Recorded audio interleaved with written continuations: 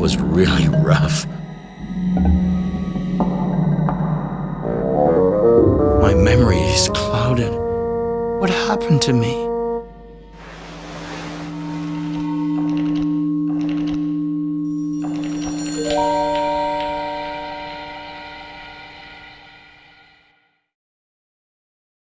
I'll understand where I am and what I'm doing here, or I'm not Michel Ardan.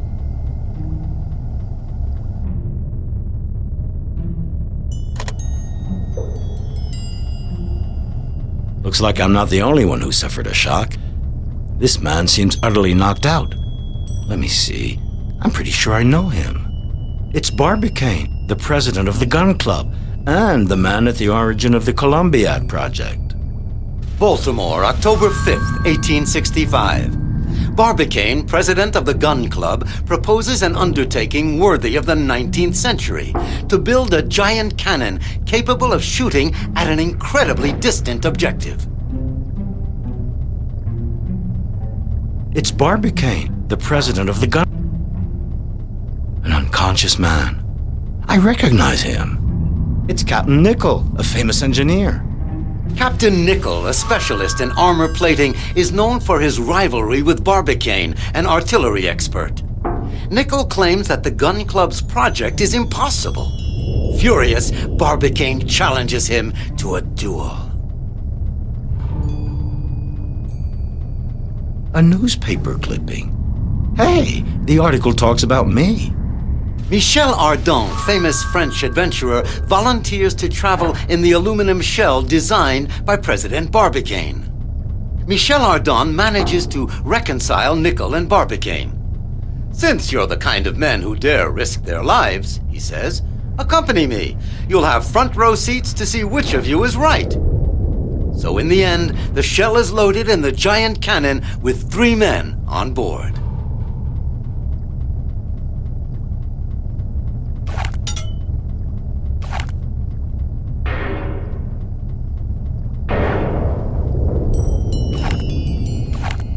The tank of this machine is filled with potassium hydroxide. I could use a glass.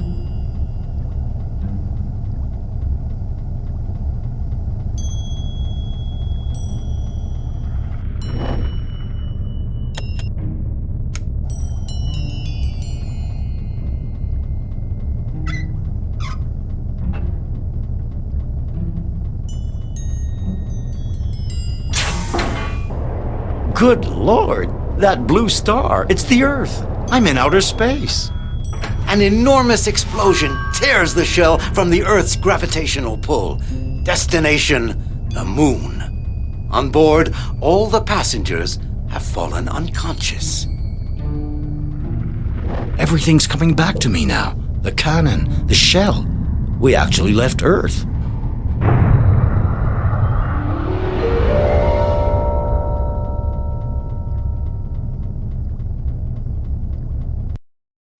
Fantastic! We're on our way to the moon. Nichol, Barbicane, and me. I seem to be the first to ever regain consciousness. I'd better wake up the others.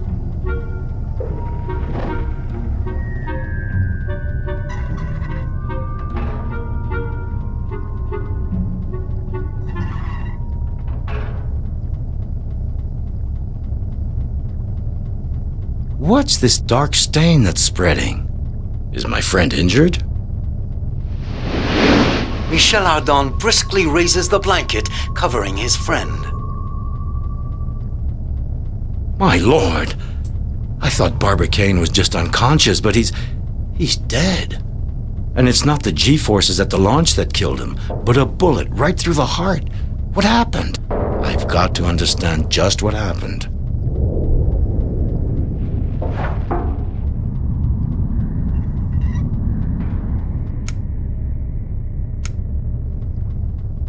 It's jammed.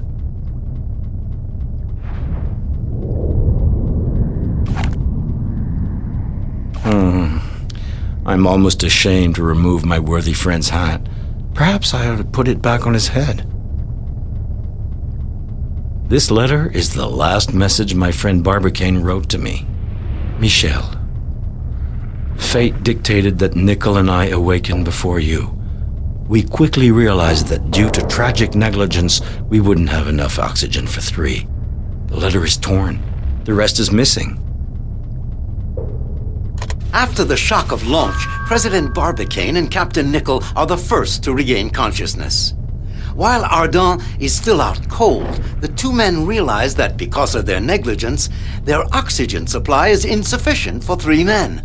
One alone could survive. Should I search in the papers of my friend?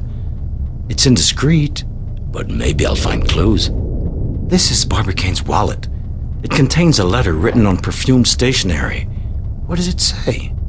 I love you. Loving you, the bold cannoneer who will soon realize mankind's grandest dream. But won't you allow your humble servant to accompany you on this journey? It's signed Diana M. I'm suffocating. I'd better do something or I'm going to be in a pickle.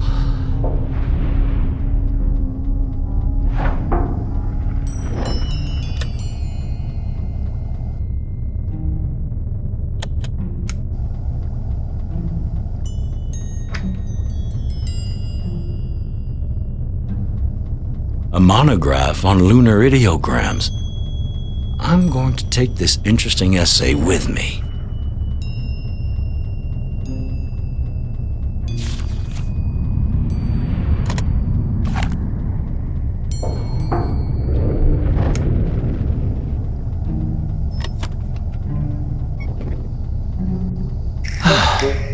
Now I seem to be breathing better.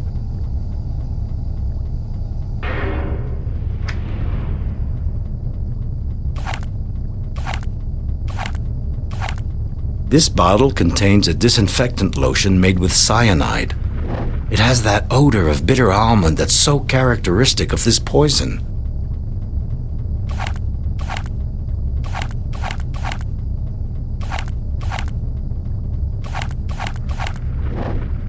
What do you know? Traces on the glasses show that Barbicane and Nickel served themselves a drink. Barbicane and Nickel toast each other. Judging by the smell of it, this glass contains some very fine wine. This wine is surely excellent, but the death of my companions has also killed off my desire to drink. Maybe I'll allow myself a glass once I've landed on the surface of the moon. I'd better not touch this glass. I can smell a suspect bitterness mixed with the bouquet of the wine.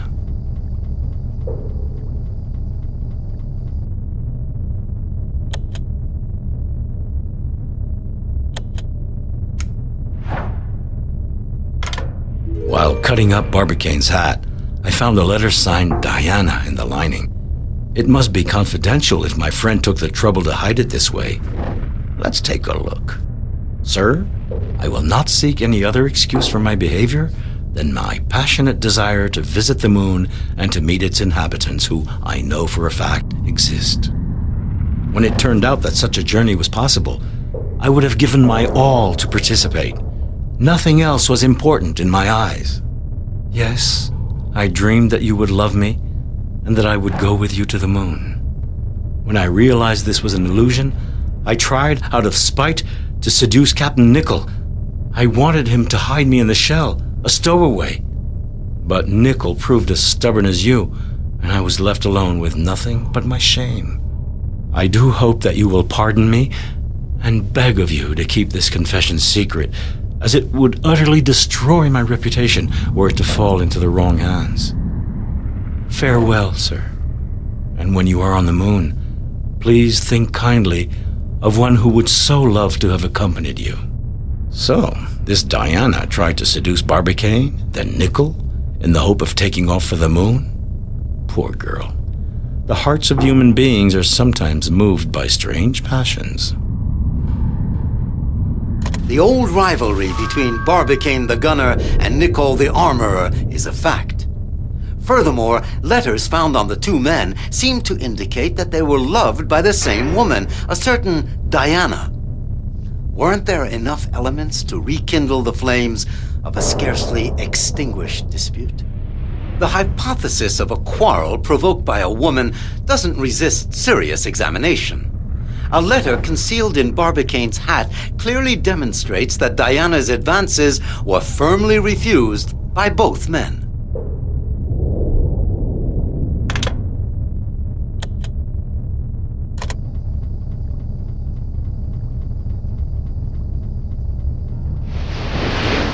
Under the cover, Nickel is no longer breathing. He's as dead as Barbicane, but there's no visible injury. I've lost both my friends. I'm all alone here. This rifle smells of powder. It's been fired recently. Nickel's shot kills Barbicane. A fitting death for the president of the gun club. When he comes to, Ardon first thinks that Barbicane and Nickel have fainted because of the violence of the launch. He soon realizes that both of his friends are dead and swears to find out exactly what happened to them.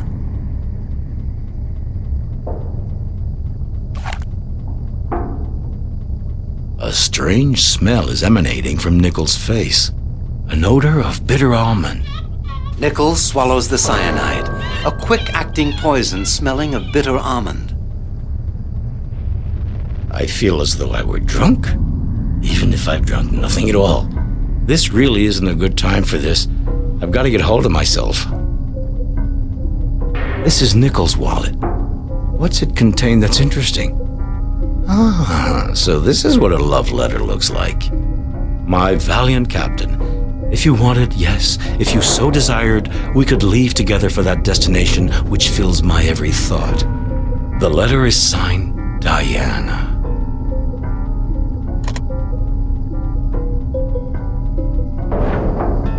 Hey, here's the rooster I smuggled on board. I'd forgotten about him. I had hidden this handsome specimen of Gallinaceae under the bench to play a joke on Nickel and Barbicane. Once on the moon, I would have set the animal free outside the shell without saying anything to my friends. What a shock they would have had when they saw this terrestrial poultry perched on some lunar peak. Rooster, my friend, I see you got loose of the string got attached to your foot. Very good. There's no longer any reason for you to stay hidden since we're all alone on board.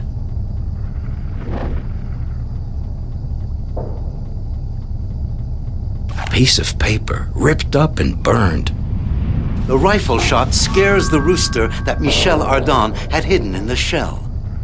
The frightened animal rips with his claws part of the letter Barbicane has in his hand. The paper catches fire when the frantic movements of the bird carry it above the gas burner.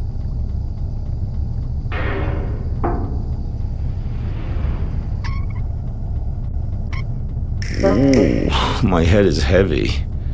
I feel as if I've had too much to drink. I'm pretty sure I was giddy because the air was too rich in oxygen. By heating this burned paper slightly, the letters that were written on it reappear, bright red. What I'm holding is the end of a letter Barbicane wrote. Discovering that our air supply would only be enough for one person, Nickel and I quickly agreed on what we would do. Together, we will undertake the grand journey into the other world. As for the trip to the moon, one of us alone will accomplish that. And, my brave Ardon, that man shall be you. Courageous friends, they gave their lives for me. When confronted with danger, real or imaginary differences couldn't prevent two representatives of the nation's elite from doing their duty. Without hesitation, Barbicane and Nickel decide to sacrifice themselves so that Michel Ardon might reach the moon. Barbicane decides to die by gunshot, Nickel through poison. The two men offer themselves a last drink. Nickel pours cyanide into his glass. It's understood that Nickel will shoot Barbicane before lying down himself to wait for the poison to take effect. The sequence of events is entirely reconstructed. Michel Ardon has closed his investigation.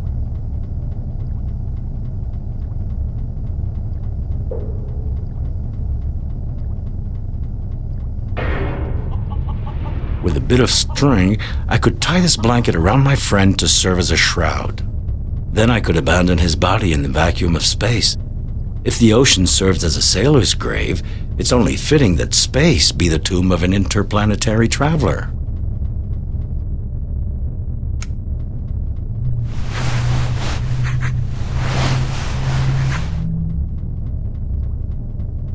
Well, now I can throw the body into space.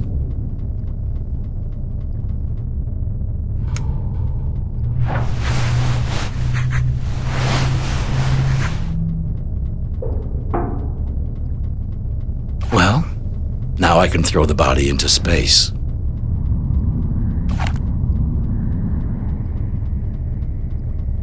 I can't keep the window open for long, or the capsule will lose all its air.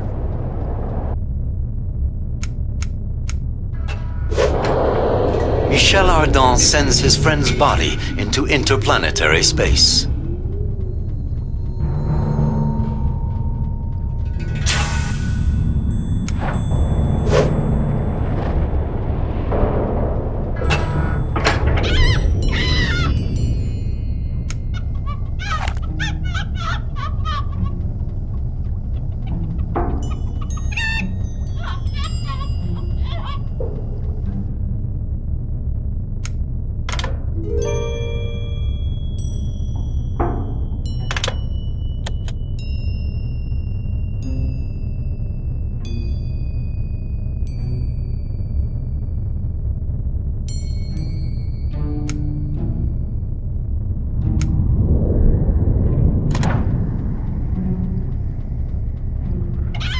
This window is covered with frost. It's much too cold here.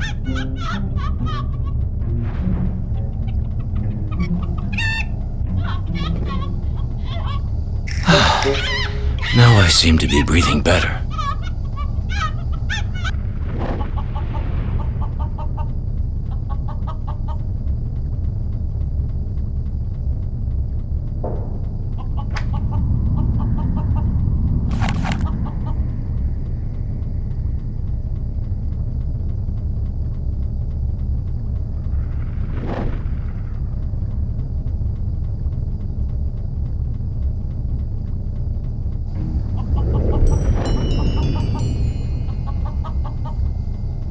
Hey, here's the room.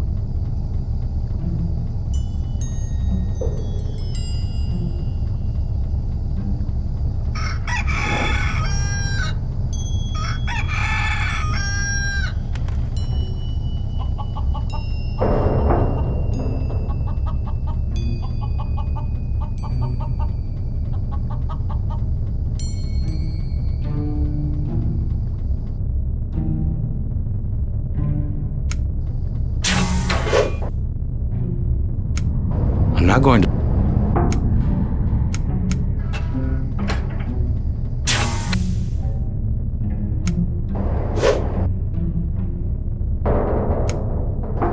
I won't throw this out. I need it to eat.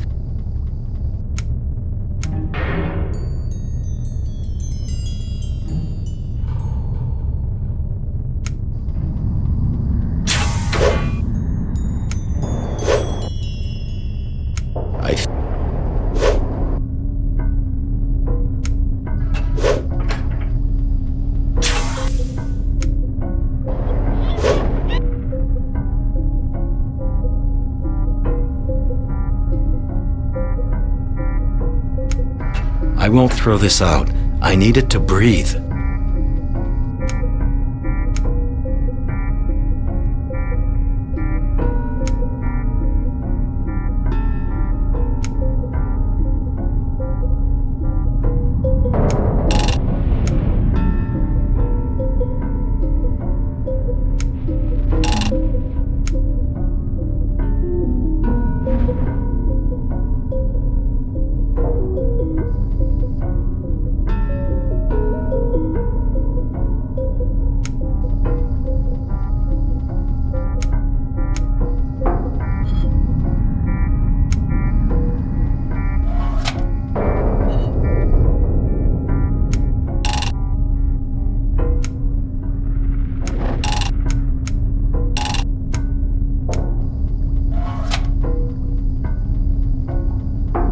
It doesn't work.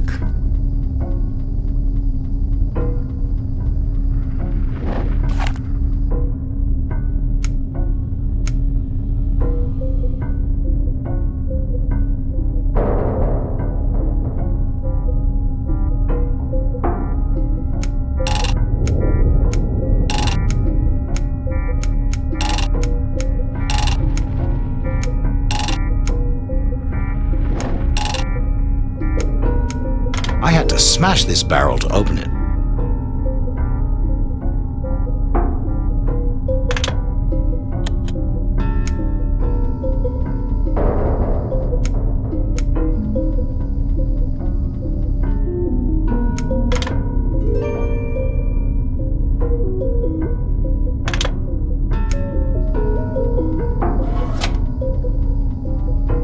This button ignites the retro rockets, but this is no time to use them. They're reserved for landing.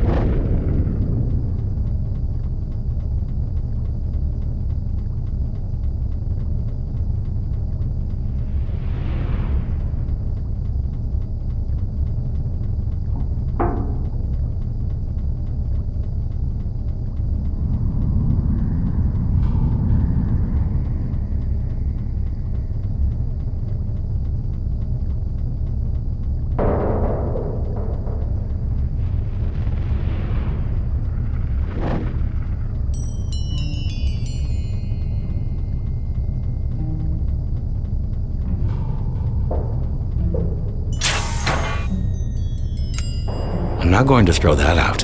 Something tells me it just might come in handy again.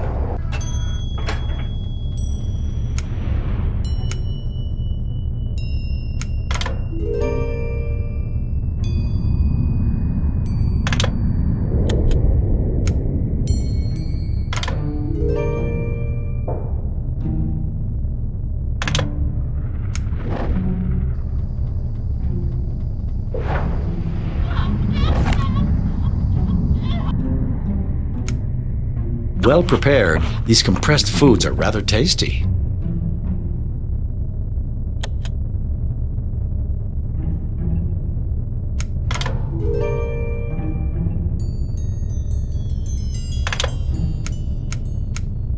This would be better if it were cooked.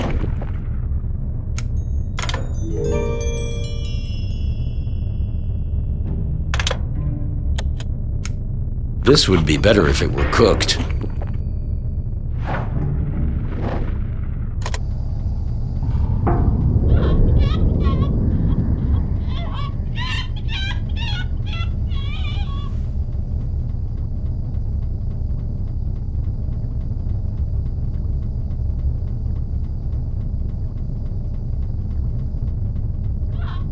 It's jammed. There's fog on this window. It's much too warm.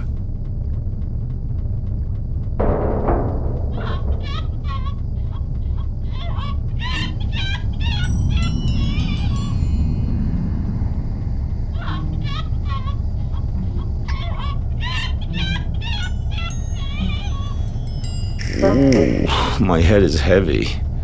I feel as if I've had too much to drink. I'm pretty sure I was giddy because the air was too rich in oxygen.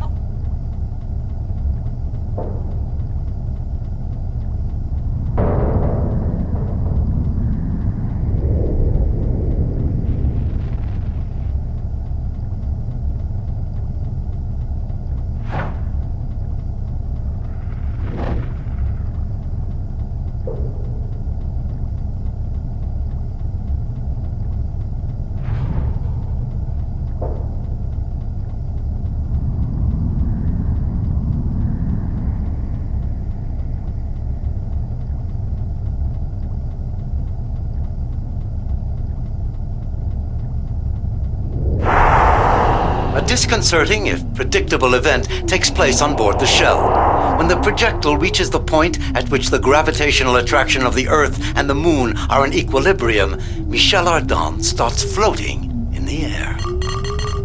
Amused by the experience at first, our hero suddenly notices that the potassium tank is not properly closed. Good Lord, the potassium hydroxide is escaping and forming bubbles. I have to recover the liquid, or it will spill everywhere when weightlessness ends. I've got to catch all the potassium bubbles.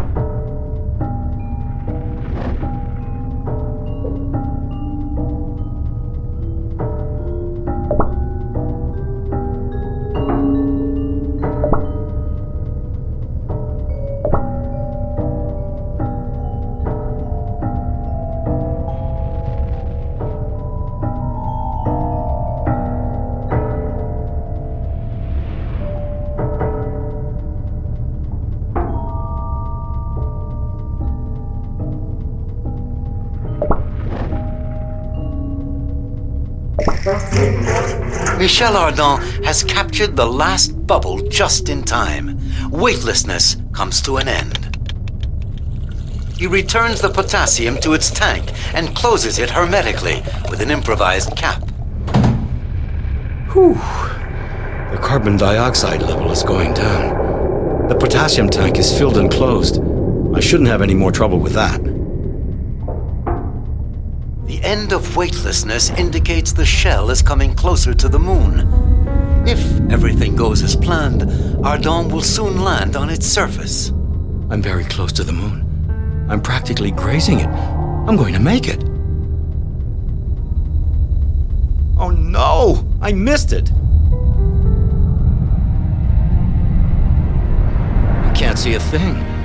Am I in orbit behind the dark side, or adrift in the infinite void? No more sun, no more heat. All right, it's very possible that my capsule is lost in space, but let's be positive about this. Besides dying, what other misfortune could happen to me? And death is just one more journey. This button ignites the retro rockets, but this is no time to use them. They're reserved for landing.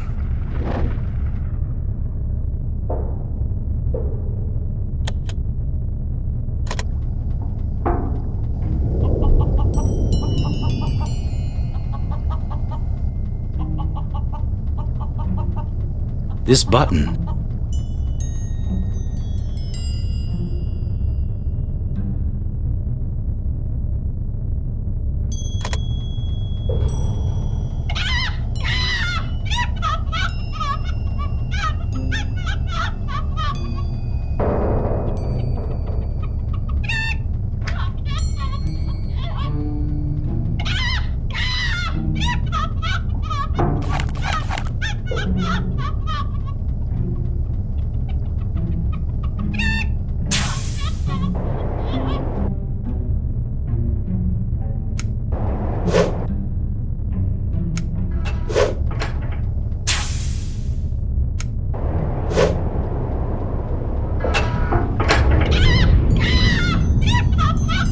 attack of this...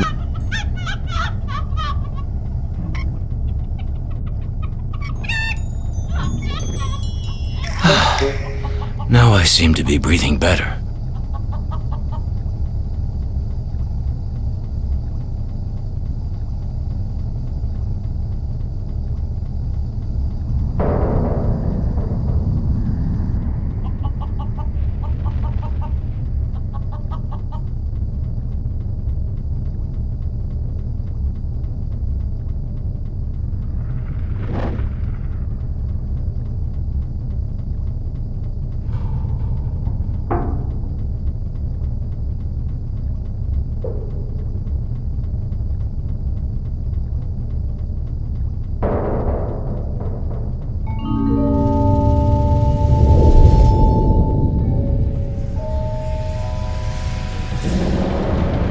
A dazzling flash attracts Ardon's attention.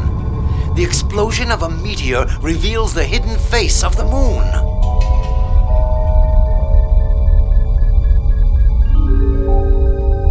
The meteor's passage has altered the shell's trajectory. At last, the projectile begins its descent to the lunar surface.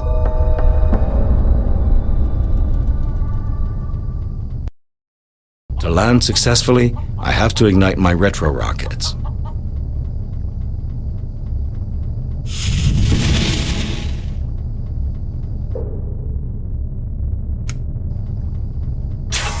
I'm now going to throw...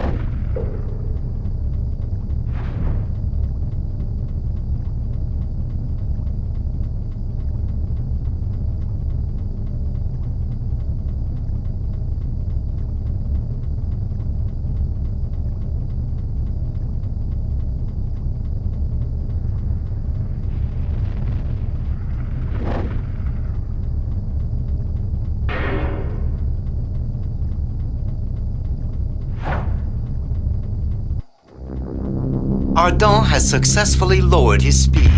He sets down in the middle of the mountains in a cirque where the ground is covered with a strange blue snow. The shell slides and rolls down the slope of a glacier. This uncomfortable descent luckily comes to a halt just on the brink of a precipice. Outside, all is dark and quiet.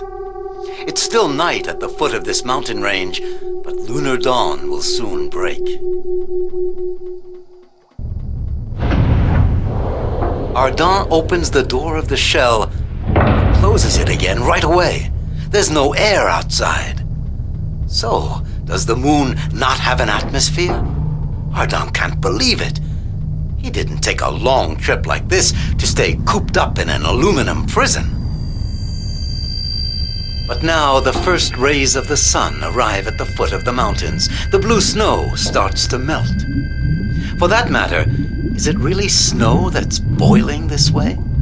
No, it's solidified air which is defrosting in the heat of the day. While the atmosphere covers the ground with a denser and denser cloak, vegetation sprouts and grows at an extraordinary speed.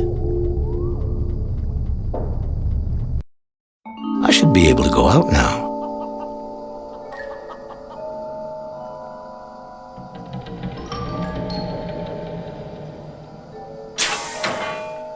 Hooray! The moon is mine! I think I'll explore this crater where chance has cast me. Then I'll try to climb the surrounding mountains. Incredible brightly colored plants, diffuse light, pungent odors. What a vision! This is stranger than any poet's wildest dream. This is the stone that stopped my shell right at the edge of the precipice. It looks as if it were sculpted. Could there be intelligent life on the moon? What's that I hear? An insect?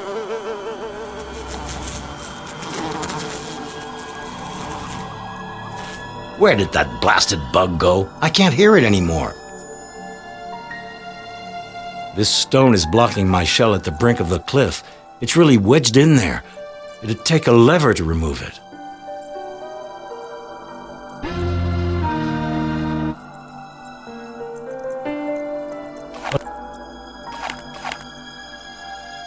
Whoop! Oops, I almost went over myself.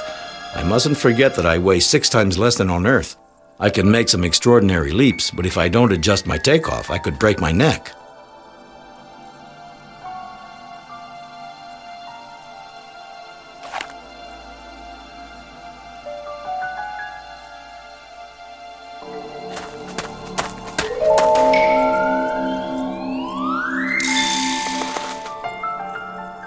What a fantastic leap! It felt as if I were flying more than jumping.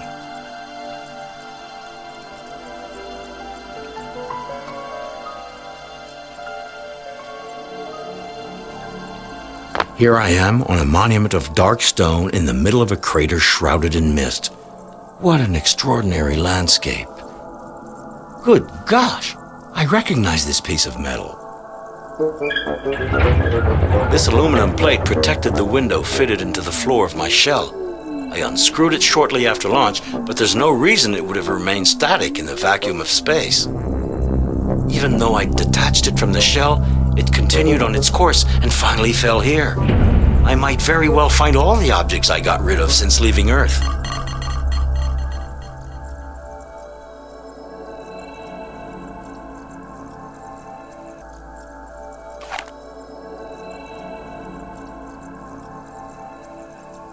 It must be money. Lunar money.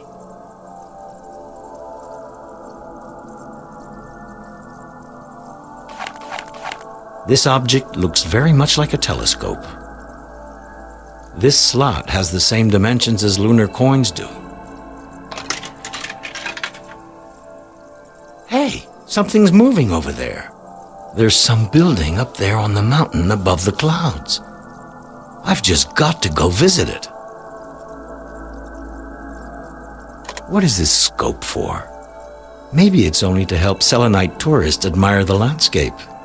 Now I understand the meaning of the inscription, "Pay and you'll see."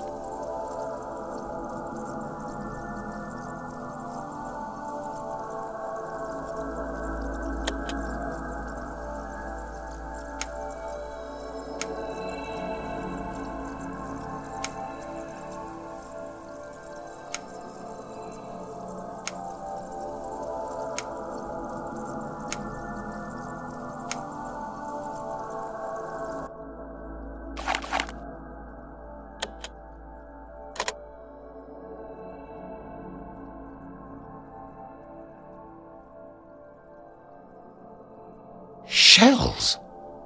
Then there's an ocean on the moon, or there once was.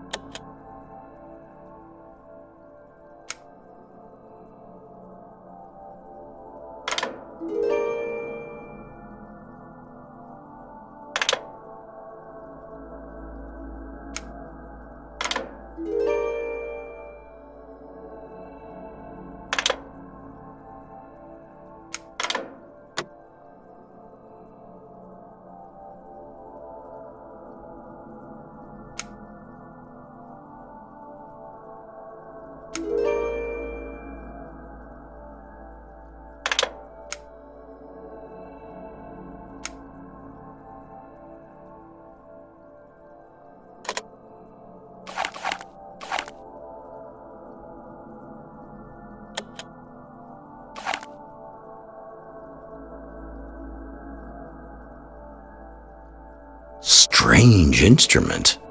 I think this organ needs to be supplied with both air and water to function.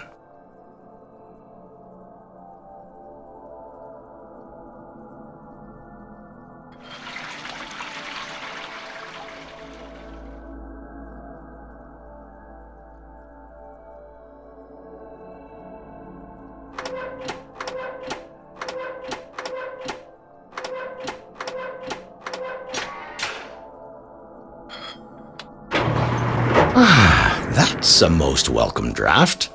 The room smelled stuffy.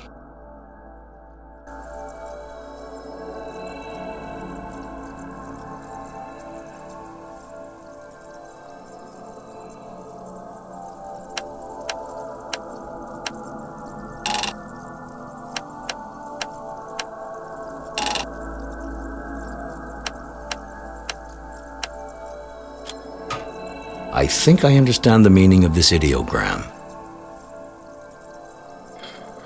Water is flowing to the right.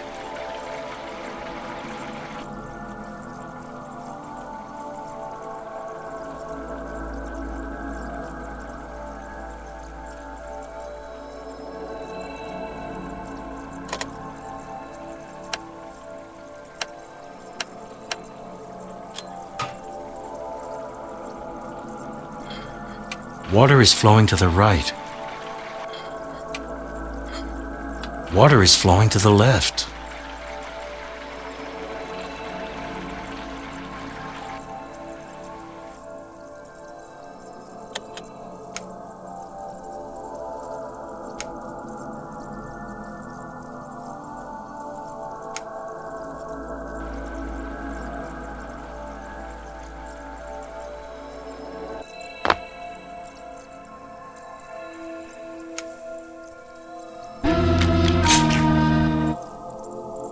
Watch it. If I go forward, I'll be attacked.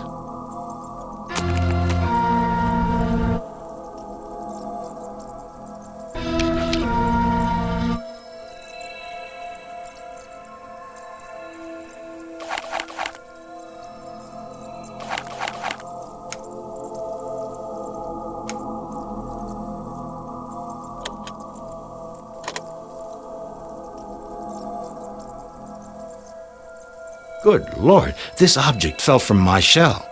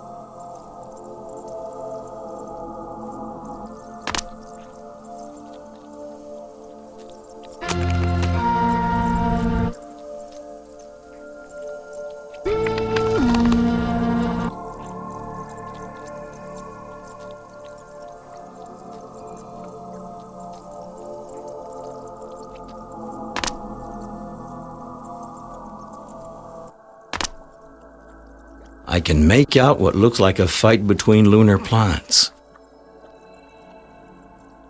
I can guess the meaning of this ideogram. A little fertile soil with water nearby. That makes you want to do some planting.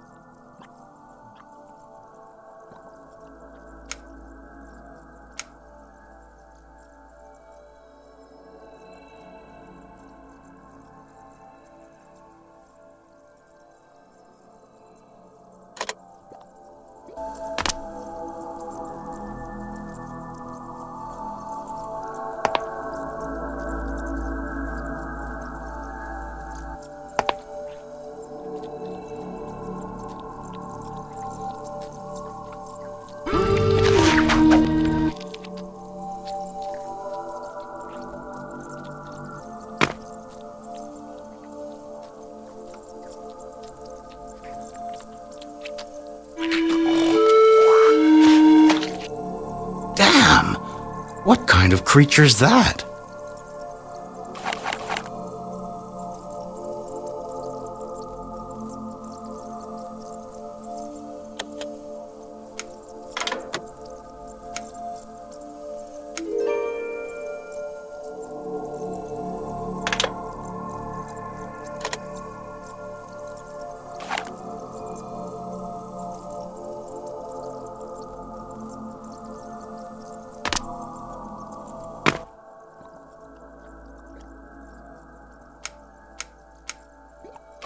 It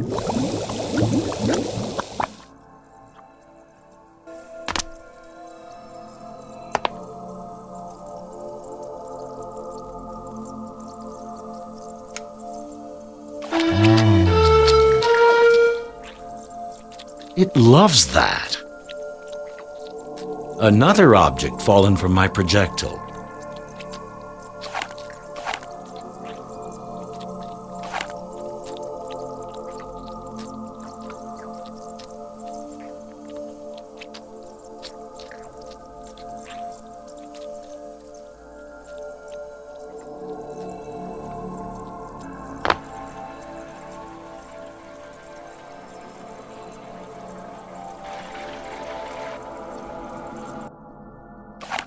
I've got it.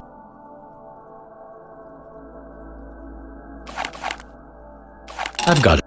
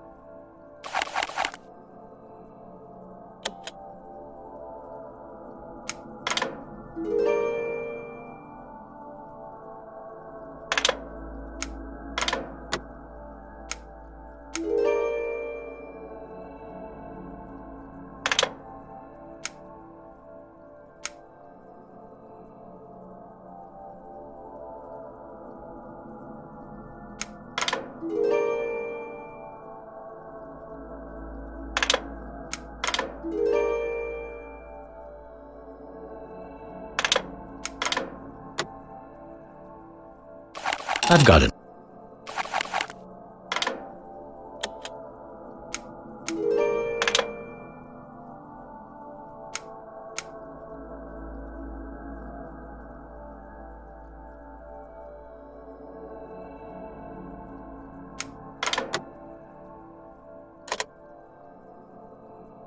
I've got it.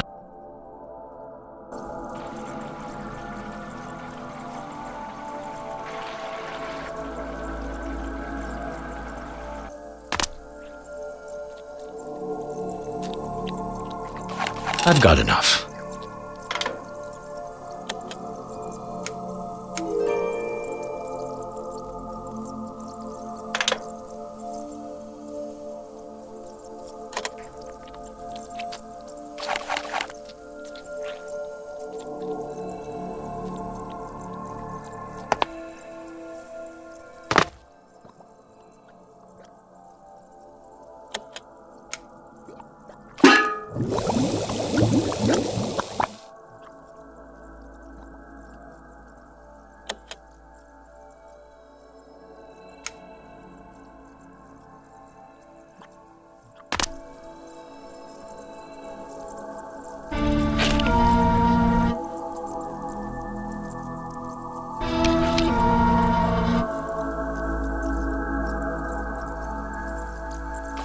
I've got enough.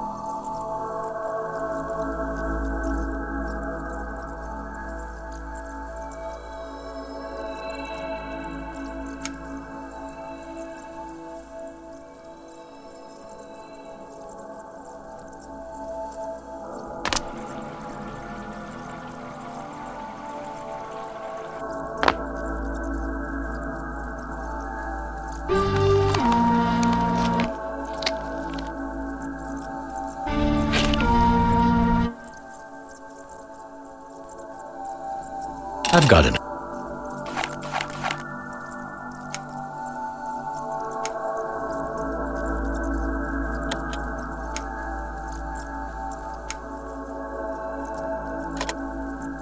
I've got it. I've got it.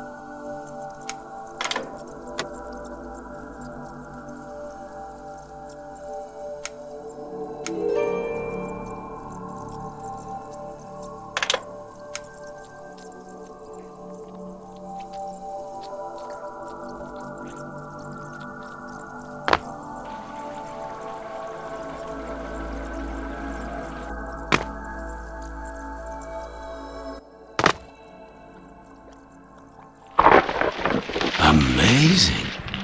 In this weak lunar gravity, my hybrid grapevine is growing as I watch it.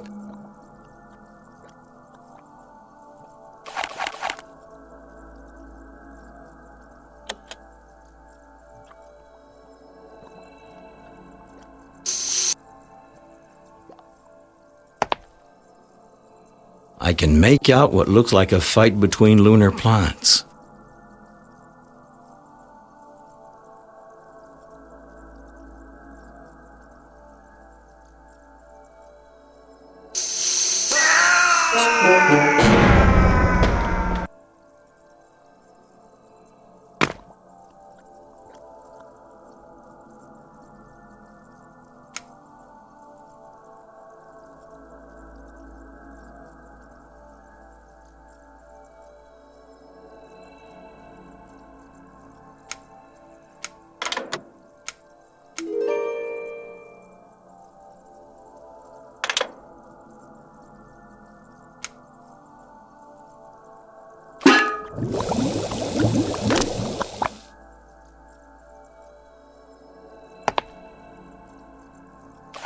I've got enough.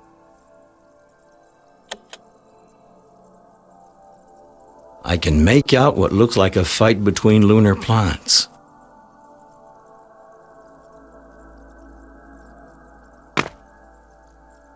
I can make out what looks like a fight between lunar plants.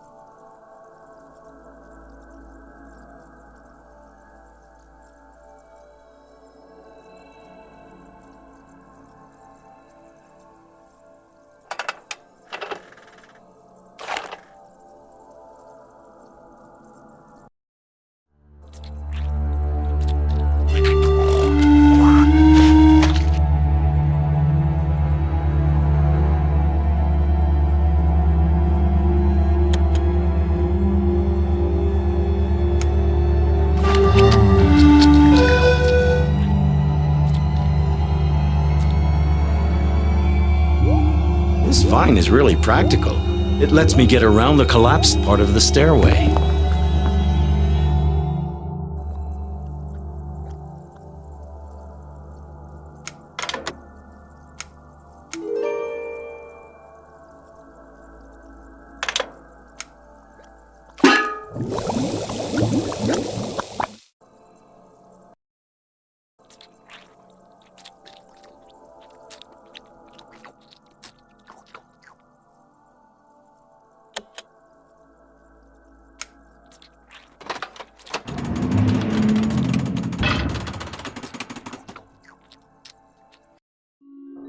The beings in this fresco probably belong to the race that built the edifice I've just entered. Curious. Apart from a few details, they resemble the primitive creature I met. Might the Selenites have degenerated since the period when they painted these frescoes? Could they have returned to a wild state? I want to know what lunar civilization has become. Neither gate nor door must be a barrier. I shall overcome obstacles and explore the mountain, neglecting nothing.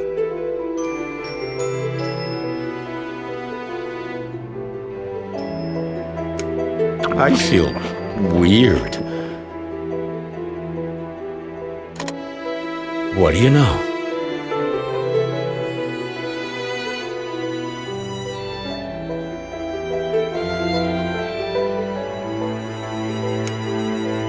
Nothing like a nice glass of water to clean the stomach.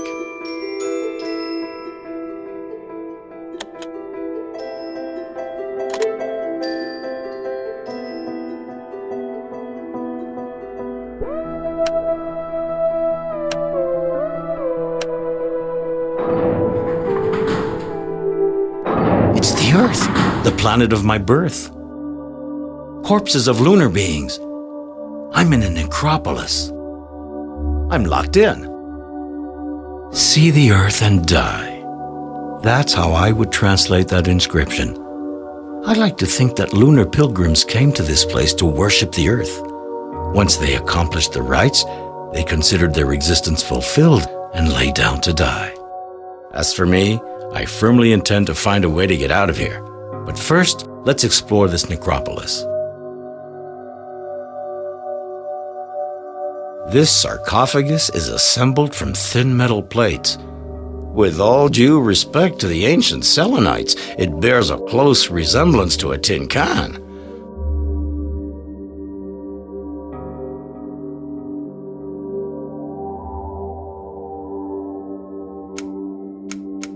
Damn! I've opened the sarcophagus, but I broke my can opener.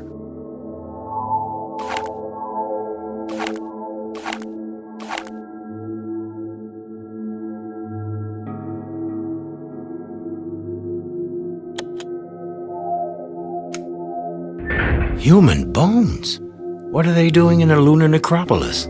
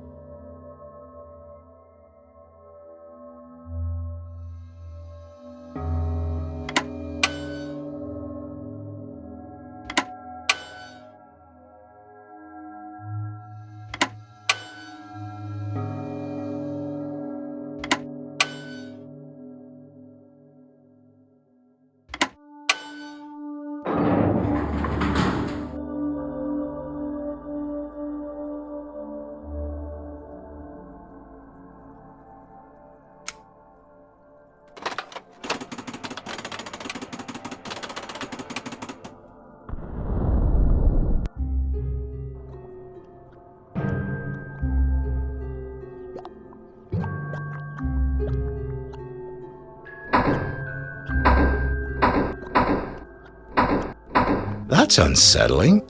A selenite is getting out of a projectile very much like mine. And I could swear that the gilded characters represent human beings worshipping something. This inscription must say, "The light, or knowledge, comes from the moon to the earth." What's this? A broken machine. Would I be able to fix it?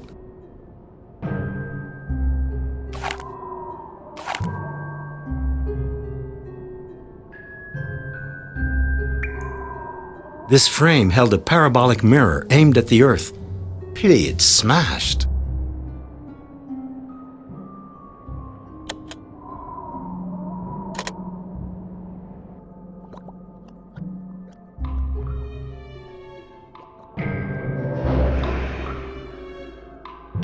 I've got to find a way to make this elevator work.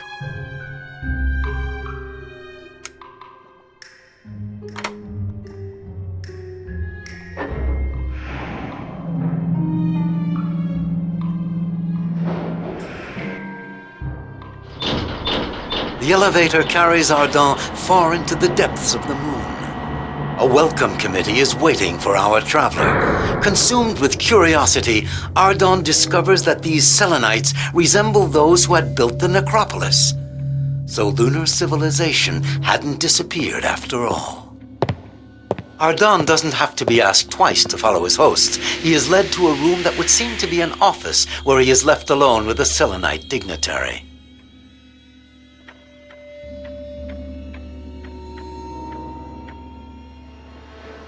Well, Earthling. Disturbing the peace in our woods and countrysides wasn't enough for you? You even had to penetrate our mountains to sow discord and chaos? But you speak my language.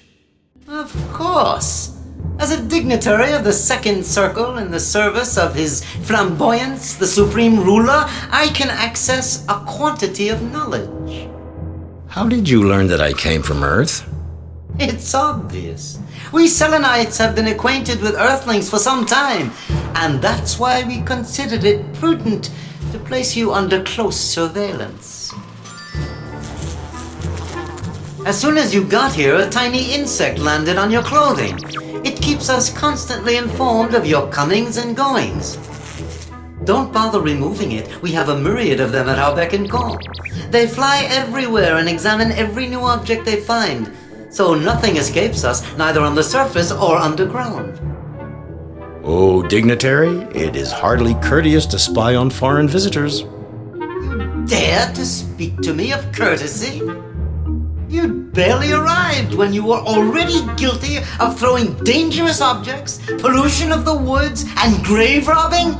I conclude from this that you are a savage, scarcely evolved from the state of the lowest animals, like all Earthlings. That's a very severe judgment. Do you think so? The insect spy you're carrying around constantly measures your intelligence. To give you a lesson in modesty, I'm going to make your score visible to you. Your intelligence meter displays a value calculated by a method that is objectively Selenite. Upon your arrival, the score was so low that we hesitated to classify you among thinking beings. It's still not very brilliant, even if you've made some progress since then. And yet, I managed to reach the moon, which requires planning and ingenuity. Ha! We've forgotten more about interplanetary travel than Earthlings will ever know. Dug into our mountains, there is an antique space cannon. It shot hundreds of projectiles towards the Earth when your ancestors were barely starting to stand on their hind legs. I grant you precedence. Nonetheless, it does require intelligence to travel from one planet to another. Intelligence or luck? Approximate calculations and good luck might have led you here, but would you be able to accomplish the journey in the other direction? I doubt it. Is that a challenge? I accept it. You think I'm incapable of returning to Earth? You'll see that in a short while, I'll have set up a regular line between my home planet and the moon. To organize my return trip, I need an action plan. I'll just take out my notebook to put things down clearly.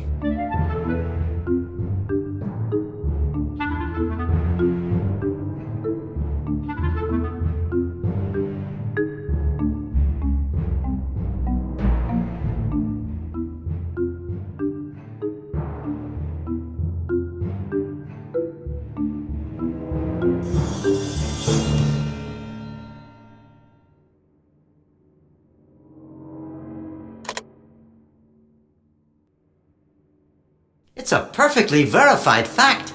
The first crossings were undertaken by pioneers inspired by a mystical impulse. They were the ones who dug out the first space cannon in the lunar mountains. They quickly made another one on Earth, thus allowing regular exchanges between the two planets. A few centuries later, we tired of that pastime. We abandoned any inclination to travel and drew back into a sort of isolationism, much more suitable for an adult civilization. History as I learned it never spoke of your passage on our planet. That's hardly surprising. We gave a great deal to human beings, but they have no memory of the benefits they received. Ingratitude seems to be a constant feature of human nature. You really do have a poor opinion of us. During the age of voyages, we tried to educate you. In those days, it was quite the rage to have a human as a servant or as a pet. Your manual dexterity and your talent for imitation can make an impression for a while, but your native brutality will always prevent you from becoming truly civilized. And yet, while visiting one of your temples, I discovered that at one time you worshipped the earth. That was before we knew you Earthlings. We worshipped your planet when it was inaccessible. Our devotion ceased when the age of disillusionment followed the age of voyages. Today we avoid dissipating our efforts and concentrate our energy on the interior. We don't leave our caves unless it's absolutely necessary. The mere fact of going up to the surface is considered vulgar. The information you seek is truly precious. My dignity prevents me from giving it to you without some monetary consideration. How much do you want? More than you have. Ask your question again when you're wealthier. Naturally. The laboratory is on level 1, where there's also a lumen production unit. Even lower, we have a room devoted to the ancient techniques of the age of voyages. I need to get into those installations in order to prepare my return journey. How can I do so? By plugging the proper hierarchical keys into the control panel of the elevator.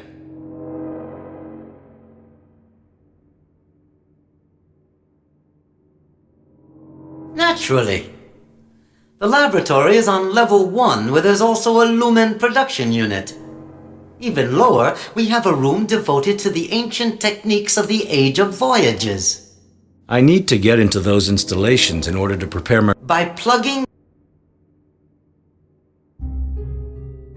What's this machine for? It's a harmonic educator.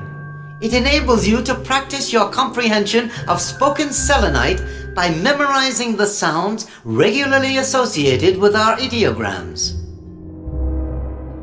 You cannot profit from the harmonic educator if you don't know the fundamentals of our writing.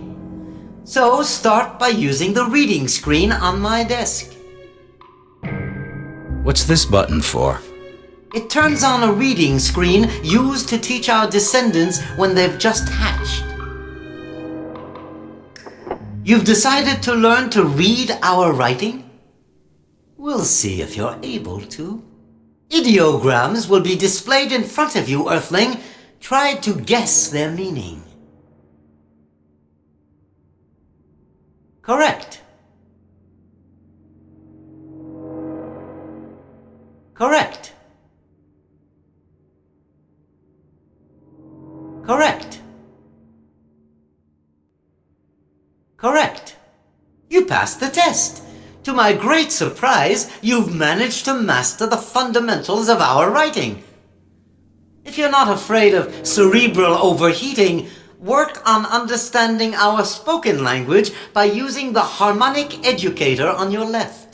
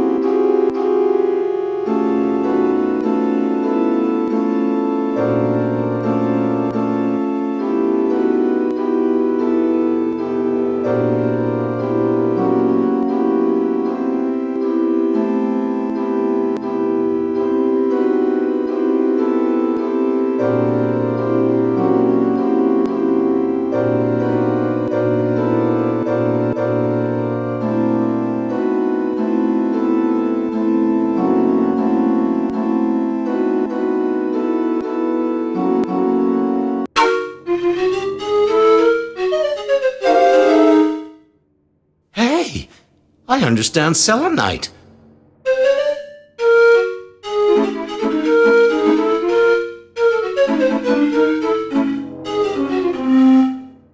Well, I'm sure I could obtain a perfect score with practice. And I think that perfect mastery of our noble language is beyond your capacity. But I won't prevent you from taking the test again. If you improve your score, you'll earn intelligence points. Does this shell intrigue you, Earthling? It's a bell-bob conch. From the lost ocean, the cradle of life on the moon. The waves ceased crashing upon its dry shores eons ago, but the bell-bob conch still resounds with their echo. It possesses some very ancient wisdom common to all living beings. This explains its strange powers. Placed near my auditory canal, this shell enables me to understand every language, even rough, barbarous, and dissonant ones like yours. So that's why you understand my language. But how do you manage to speak it? My advanced vocal organs can easily reproduce the flat sounds uttered by the human throat. Certainly not. This conch is an essential property of my function.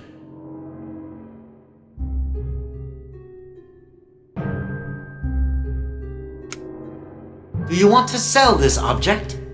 I'm not sure. If I let it go to you, but then need it later, I'm afraid I'll be in a mess. You could always buy it back by using the distributor on your right. Let's see. How much will you give me?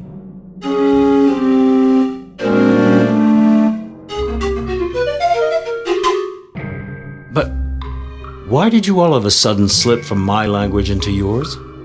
According to our commercial rights, a price can only be announced or arrived at in high selenite. If I were to use a vulgar language, the transaction would be worthless. And what if one of the parties doesn't understand selenite? In that case, he has to trust the other one. Is it not the lot of the ignorant being to place his confidence in the wise being's judgment?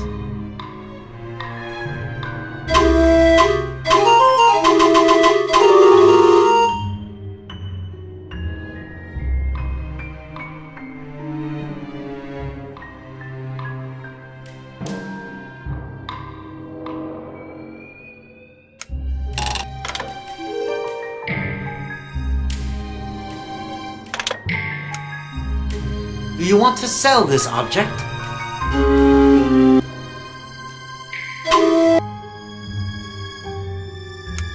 Do you want to sell?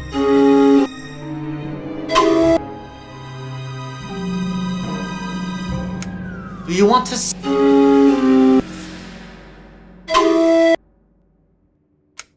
Do you want to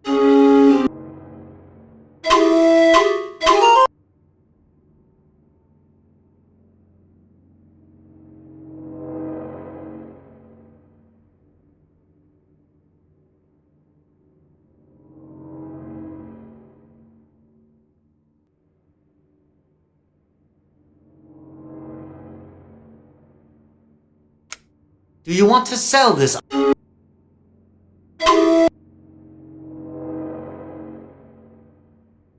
Do you want to? Do you want to? What's this button for? It turns on a distributor which enables you to procure all sorts of objects at a reasonable price. A machine to shop with? How novel. And if I want to sell something, can I use the same apparatus? No, Earthling. I take personal care of that. If you want to sell an object, show it to me. I'll make an estimate and offer you a suitable price.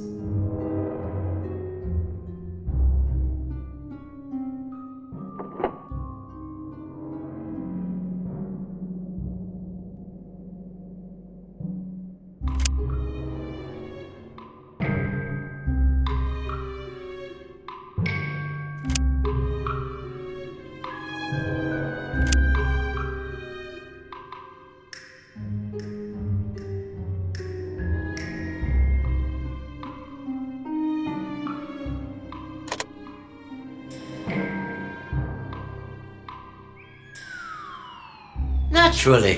I need... By the information you seek is truly precious. My dignity prevents me from giving it to you without some monetary consideration. How much do you want?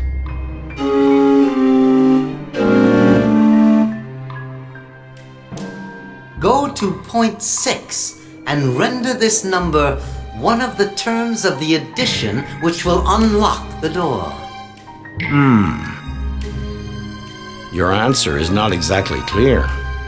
It is not suitable for a wise being to express himself in overly simple terms. Look at your feet if you wish to understand the meaning of my words. And if I succeed in opening the door, will you help me move my shell to the cannon? I'm not a porter. Find yourself a low-caste selenite.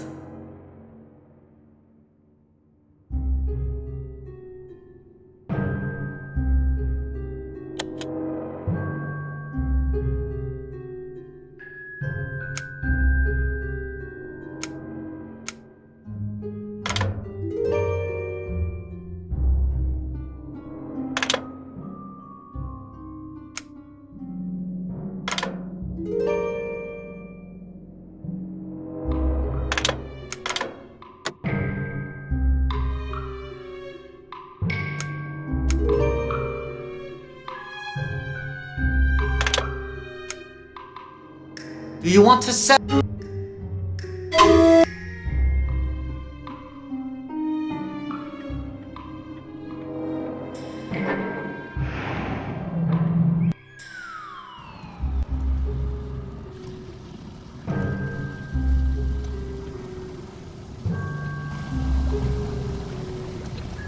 This vat is full of pureed fruit. I must be in a kitchen.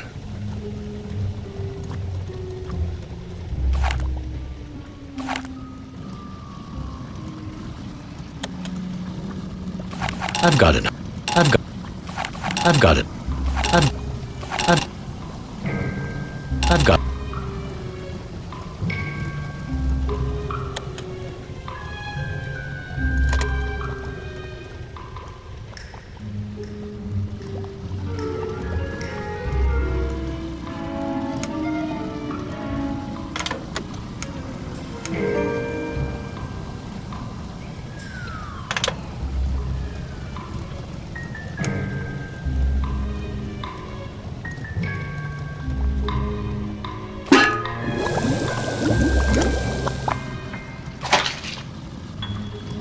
The food I threw in the vat is blending in with the food already in there.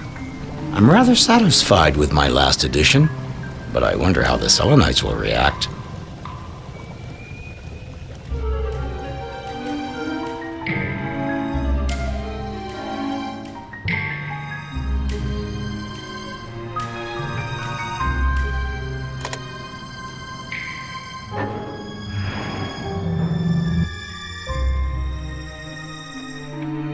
What's this button for? It's the request bell. It allows every Selenite to obtain a hierarchical key on a level corresponding to his merits. What purpose do those keys serve? Symbolically, they confirm the rank of the individual carrying one. From a practical point of view, they enable him to open doors, to use the elevator, to turn on certain machines. But why all these locks? Are you afraid of thieves? Not at all. Theft, in the sense you give to this word, is foreign to our mentality. Our codes and locks are there to keep out the ignorant and to reserve access to certain installations to the wise beings capable of taking advantage of them. Very interesting. Could I obtain a high-level key? I know that you already possess a level 0 key obtained in very dubious circumstances. If you think you deserve better, follow the normal procedure and ring the bell. I need a key corresponding to my merit. I have to admit that your intelligence score is high enough and you meet the necessary conditions. I've got no reason to refuse it to you.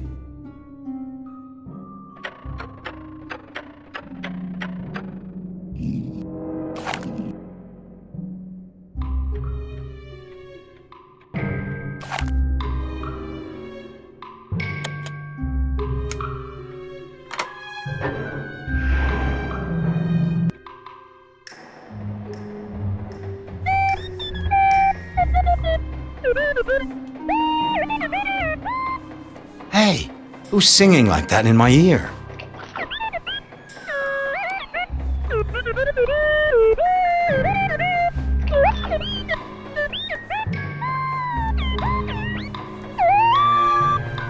My own official spy is now going to become my guide. Well, why not? I'll take whatever help I can get.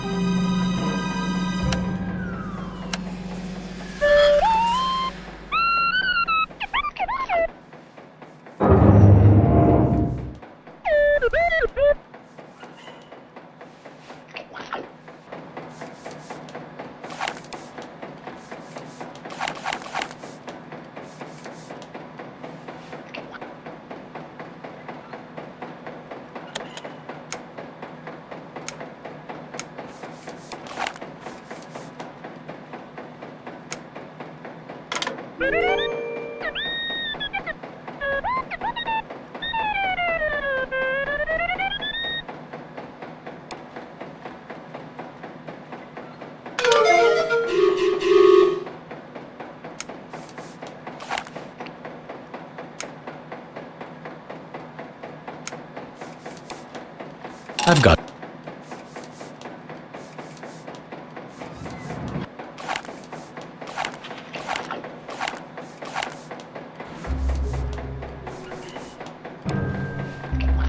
That selenite is not in his normal state. He's so busy, he hasn't even noticed I'm here.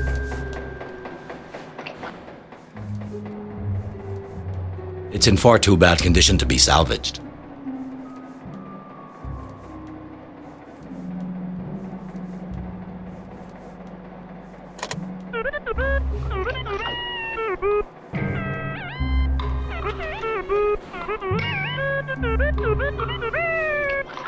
This bug seems to possess broad knowledge, unless he's just spouting stuff to mislead me.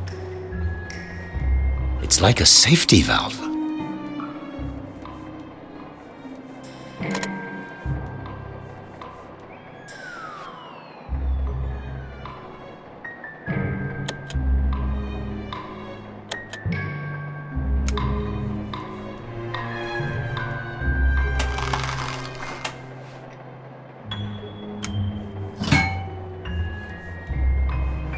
It's in far too...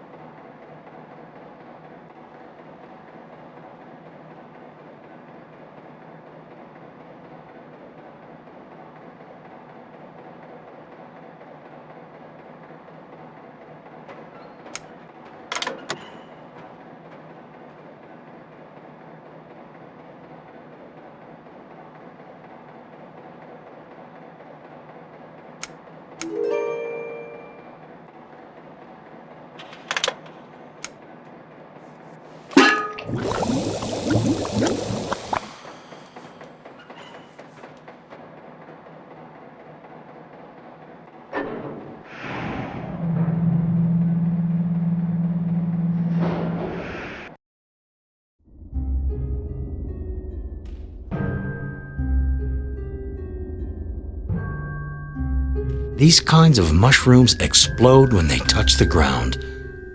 Maybe I could catch them on the fly.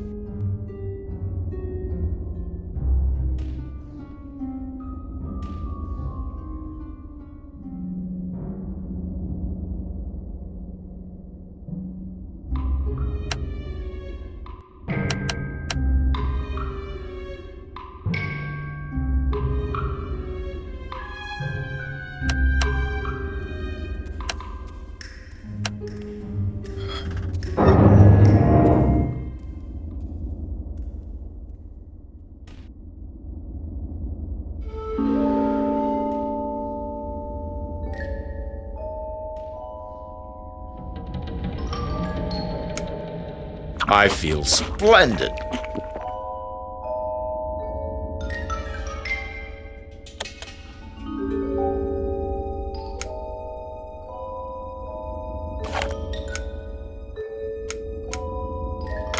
The mushroom exploded within the hermetically sealed globe.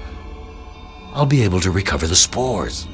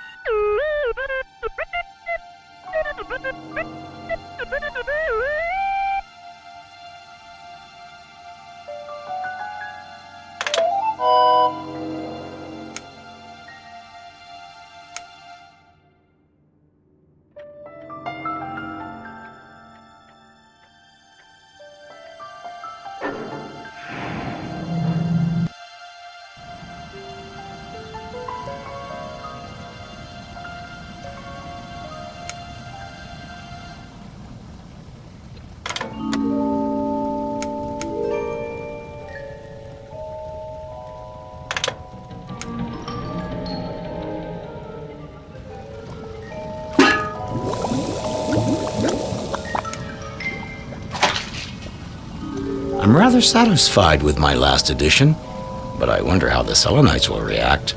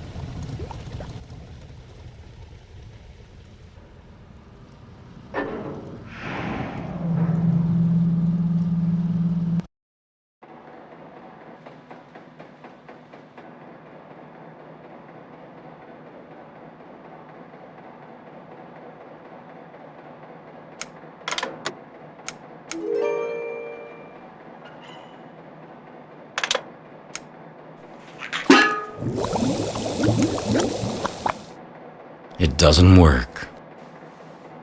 There's at least one problem still left to fix with this machine.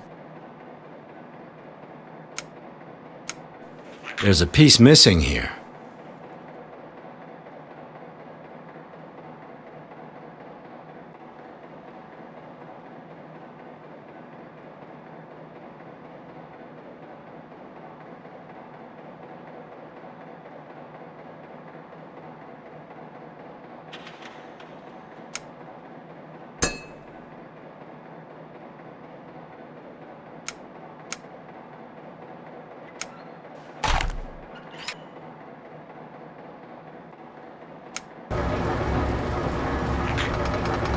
The safety...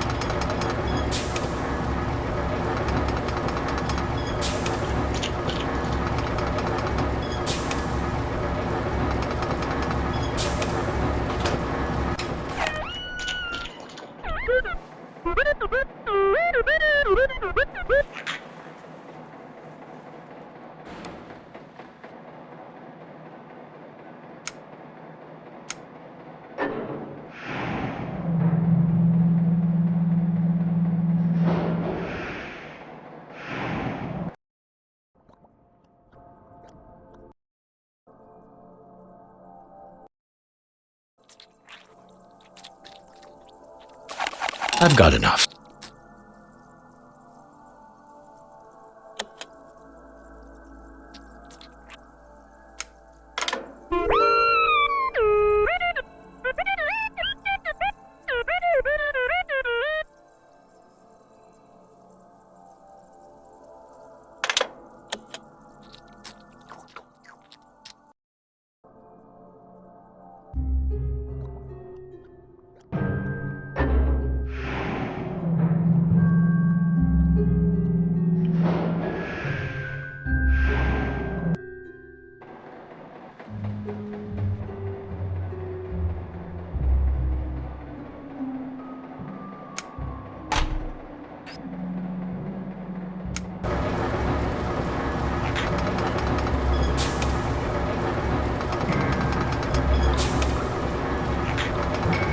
There's no need for the time.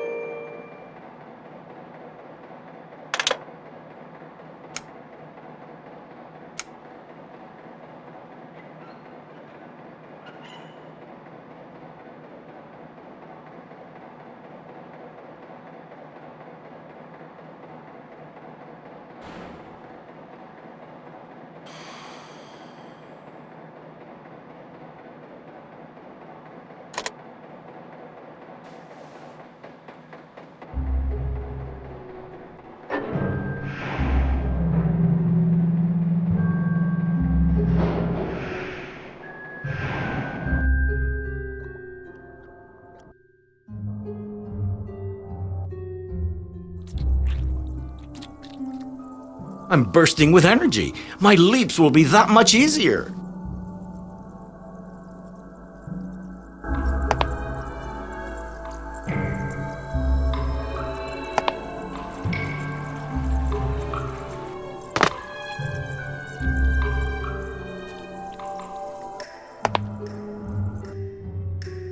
Hey, this plant wasn't there a few minutes ago. It grew at an unbelievable speed.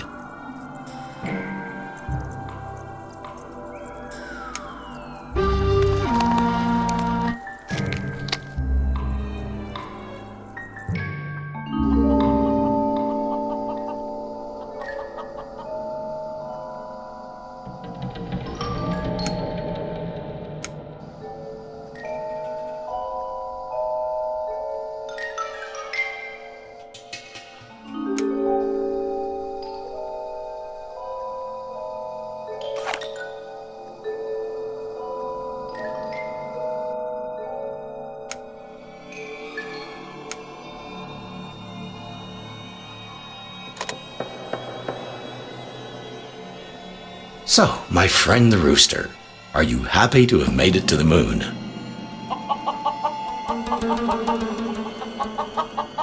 Extraordinary. Now I understand the language of roosters.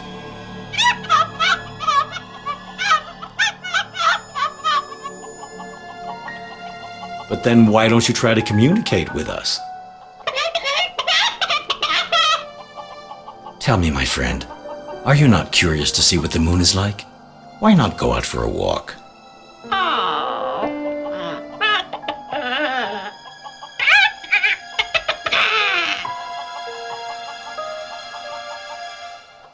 He won't speak to me anymore.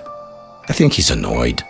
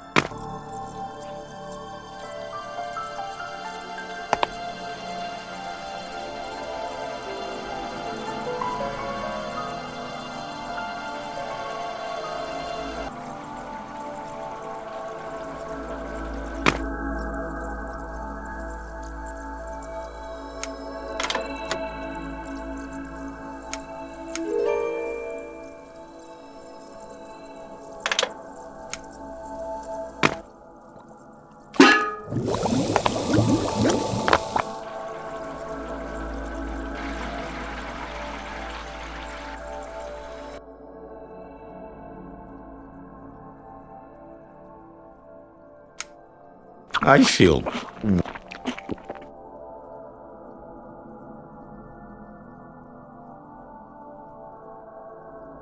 What do you know?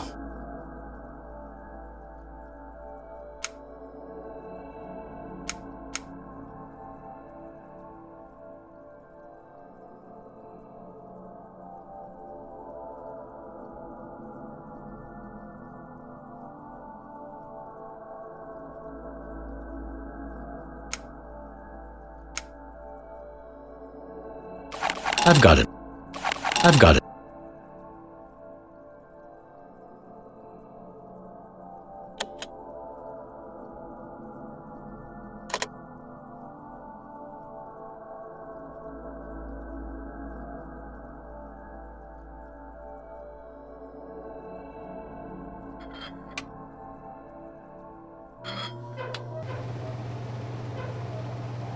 Now I understand the meaning of this ideogram.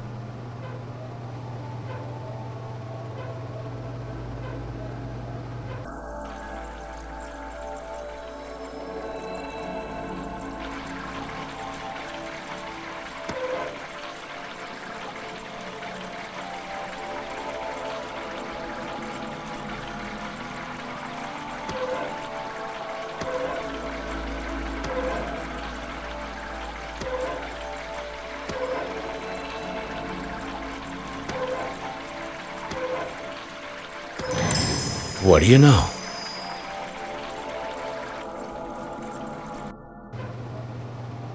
What do you know?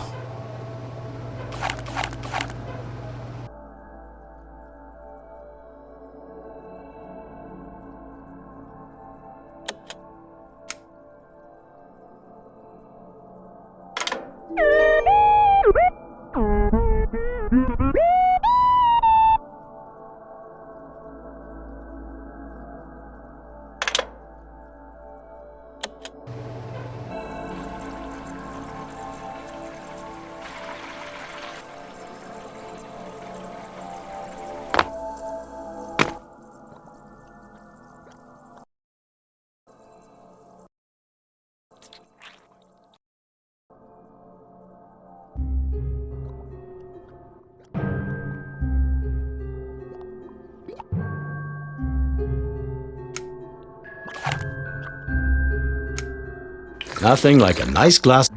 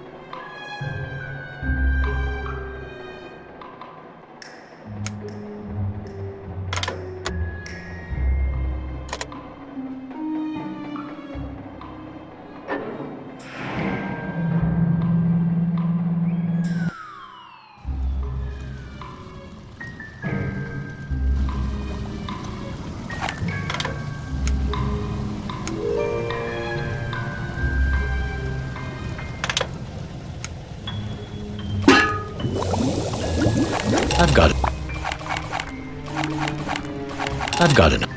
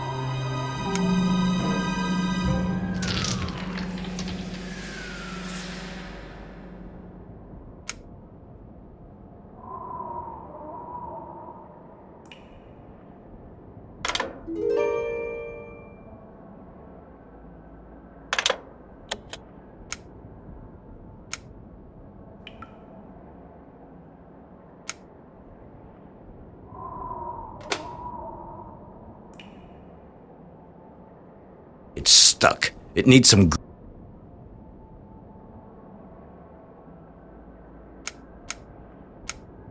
This machinery really needed to be greased.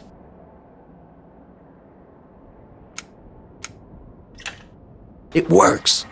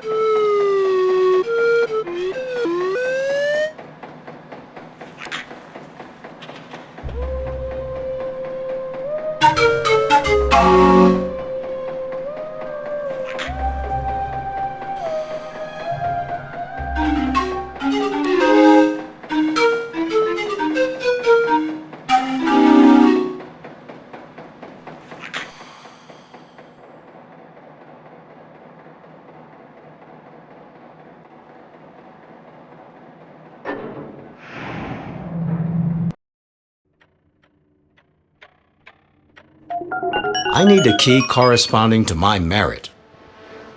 His omnipresence, the Supreme Ruler, will grant you a few moments. He alone has the power to grant keys of a level superior to 1. When you are before him, try to behave like a civilized creature. His Majesty has just blinked his Amatidia. Etiquette requires us to light up our cerebral lobes. Do as I do, Earthling.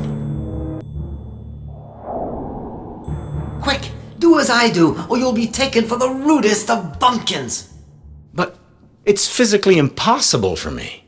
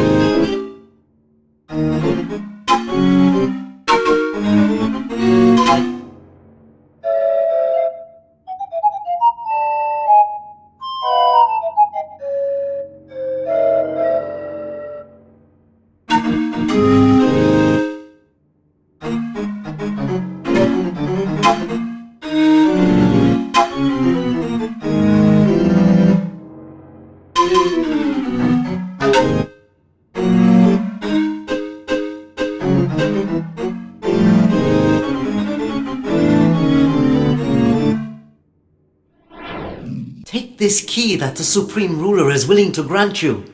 It will open many possibilities to you, but don't forget that the ignorant being risks great danger when he experiments beyond his capacities.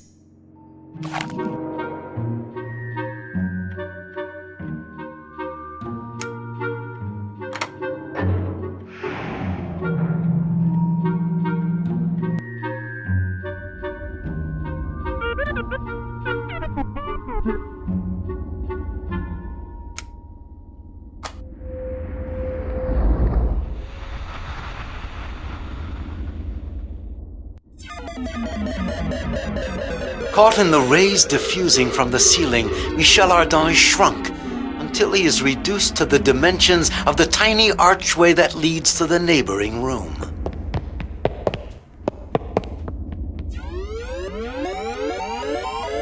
The phenomenon is short-lived. Soon after entering the Hall of the Secret Antiquities, Ardan is restored to his normal size. I understood how the ancient Selenites were able to enter this room. They carried out a rite whose meaning is clear. He who seeks great knowledge must know how to make himself small.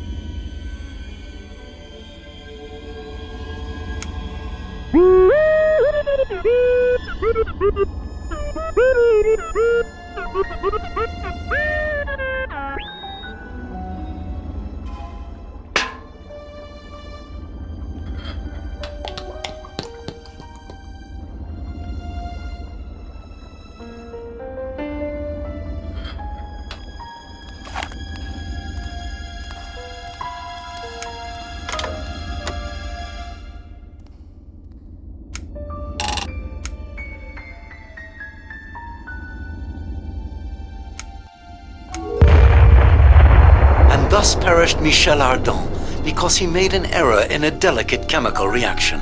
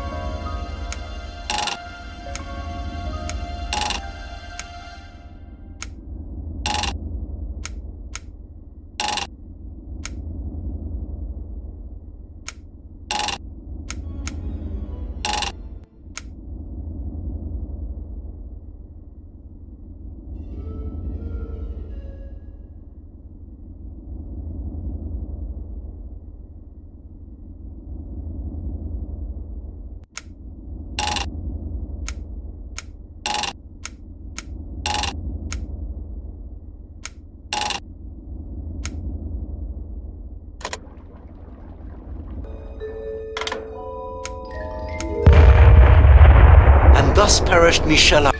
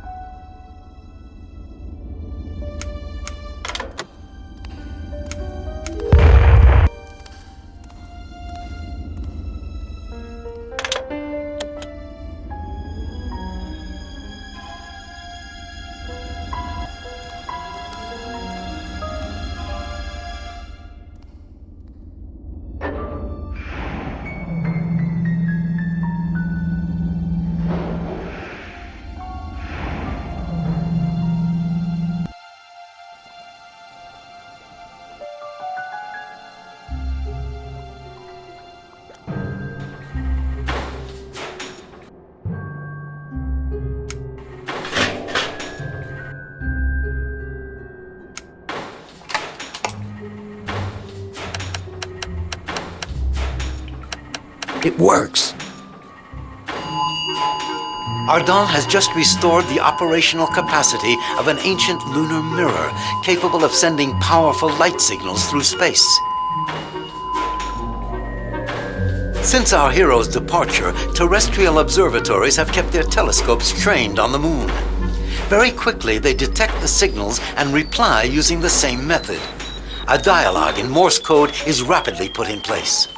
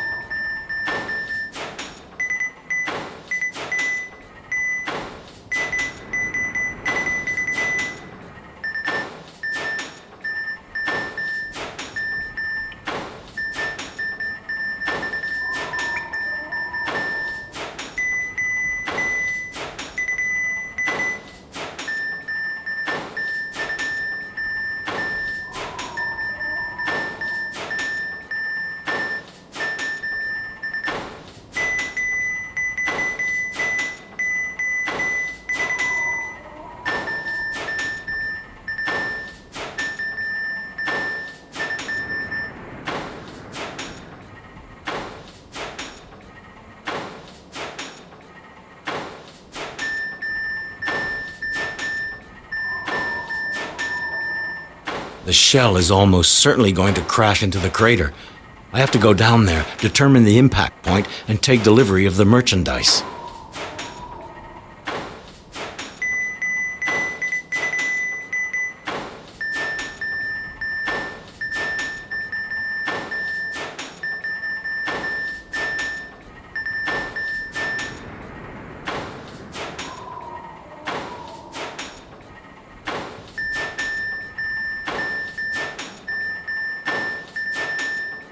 The shell is almost certainly going to crash into the crater. I have to go down there, determine the impact point, and take delivery of the merchandise.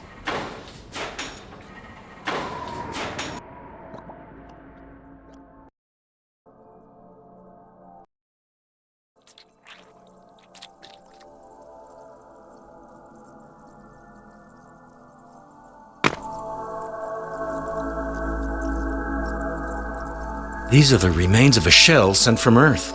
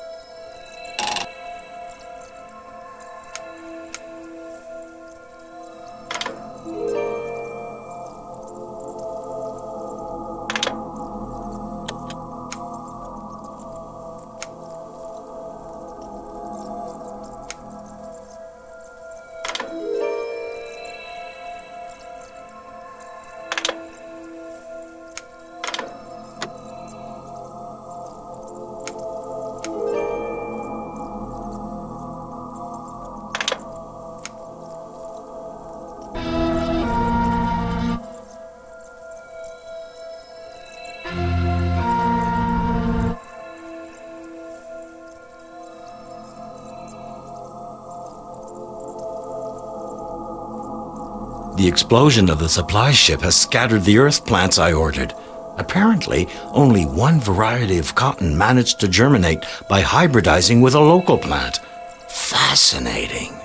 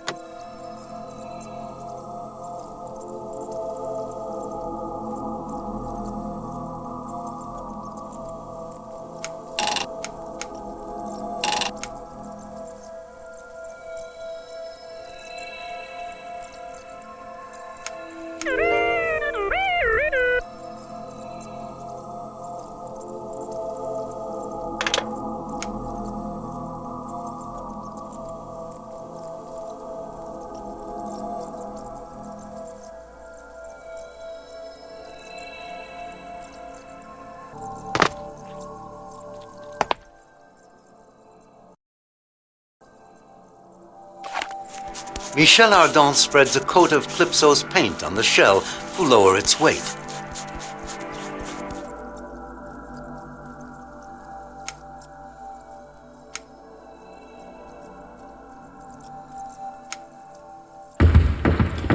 Michel Ardan removes the stone that was keeping his shell from tumbling over the cliff. Lighter, thanks to Calypso's paint, the shell glides rather than falls to the bottom of a grotto that's connected with the Selenites' underground network.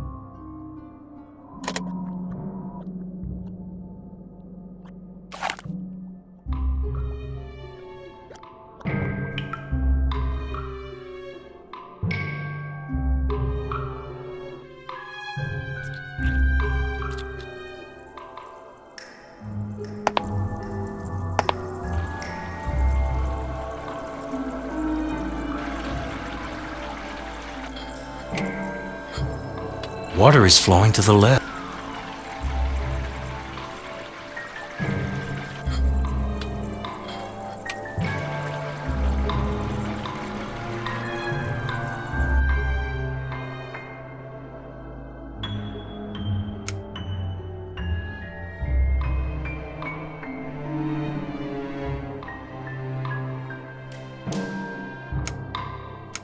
The pressure is far too low. I've got to figure out...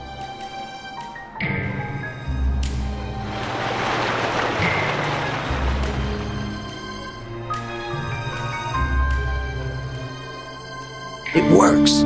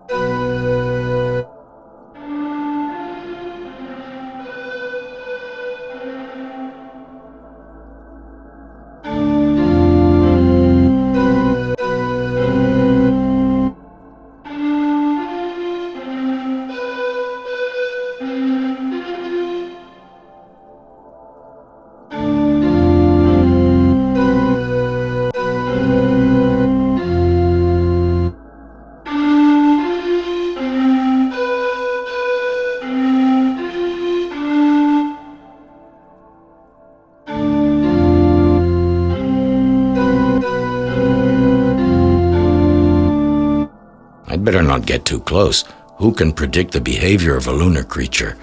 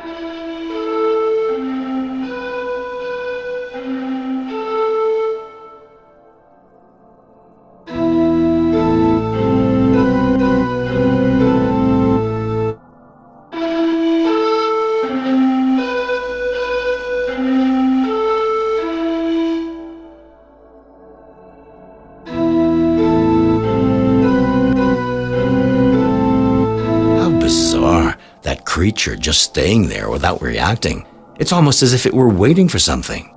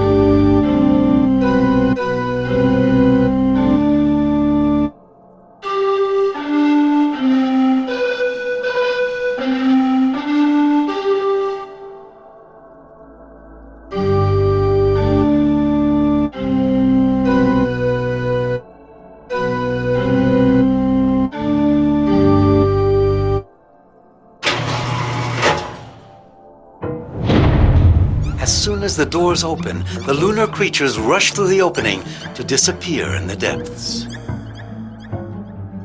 The doors have stayed open. Should I take advantage of that to go through them?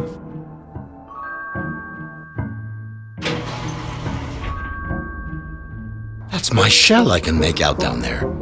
Burning smoke is keeping me from getting any closer, but I have to find a way to move it to the space cannon. That yellowish gas with a stinging odor is chlorine. It could be of some use to me if I manage to store it in an adequate container.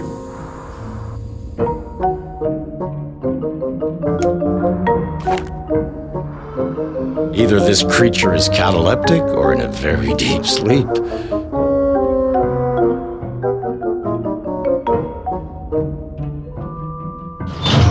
And thus perished Michel Ardan, because he stepped into a lunar elevator shaft without checking if the elevator car was there.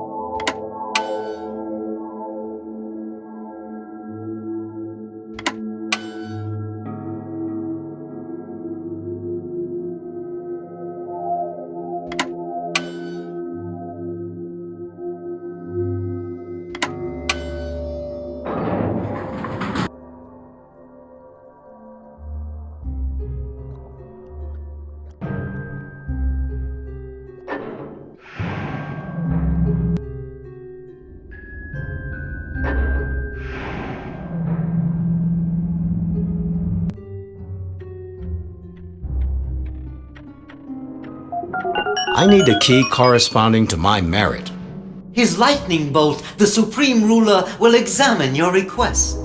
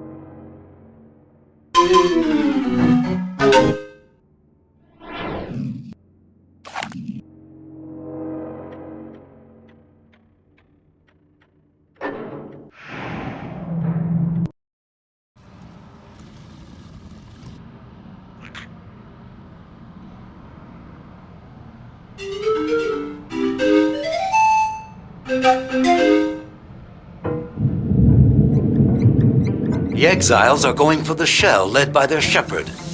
They're not bothered in the least by the burning smoke they encounter along the way and transport their light burden to the cannon. The job is done. The exiles return to their stable, while their shepherd returns to his post in the sleeping quarters. Michel Ardan remains alone with the shell that is to return him to Earth. I'm in the combustion chamber of a space cannon, a cannon aimed at Earth, perfect for my trip home.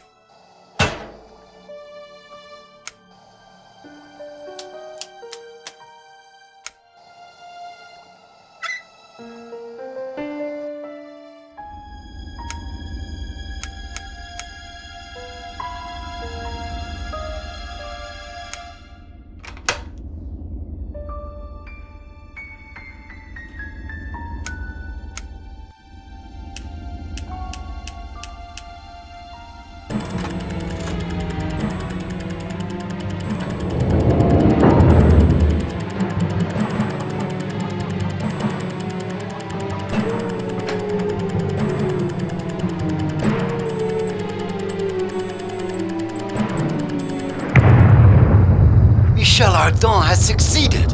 Using massive stores of ingenuity, he's managed to leave the moon on his own.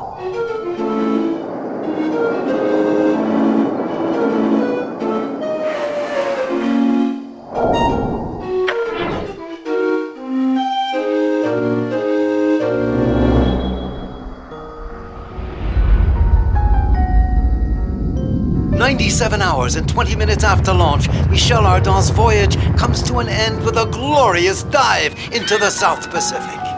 The current pushes the aluminum shell towards the shoreline of a mysterious island, figuring on no map.